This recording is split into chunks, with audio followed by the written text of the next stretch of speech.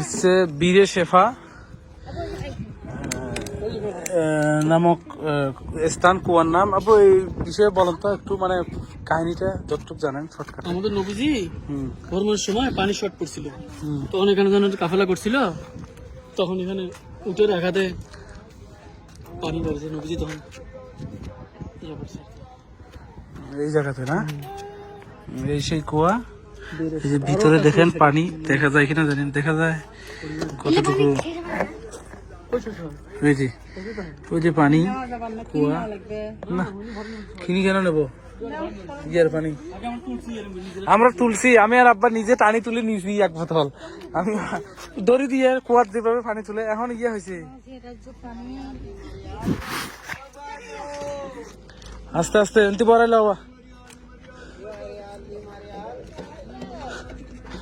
সবাই আসছে। এই সেই বিদেশ পেপার আমার গাড়ি লক করছে না, মানি ব্যাগ টানি কাটে।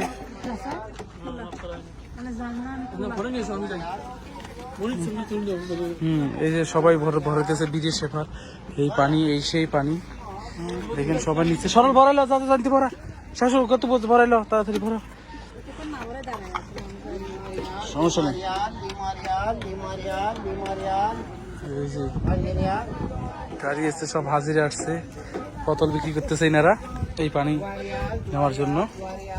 বড় তোমারও বড় বড়, নিজের হাতে বড়ি নেন একটা, থাক ভরাইছেন নিজের হাতে একটা আছে না, ওই যে আমার কাছে নেন বোতল দেওয়া করে, আস্তে আস্তে নেন দাদি, একটা নেন আপনি। সবাই ভরাচ্ছে কুয়া আসলে এটা, পরে এটা মানুষ যেহেতু ইয়া করে বিশৃঙ্খলা সৃষ্টি করে মনে হয়তো। আমি অবশ্য 7 বছর আগে 6 বছর আগে এখান থেকে নিজের হাতে পানি তুলছি এই কুয়া থেকে। আমার ওই ভিডিও আমার আরেকটা মোবাইলে আছে। তো এইখানে সবাই আসছে দেখেন, ইন্দোনেশিয়ান মনে হয় যারা। আস্তে আস্তে বড়, সমস্যা নেই।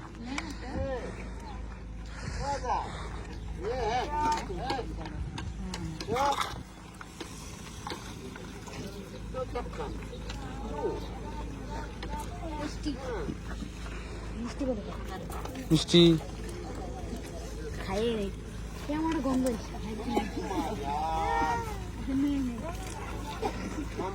বেরোলো,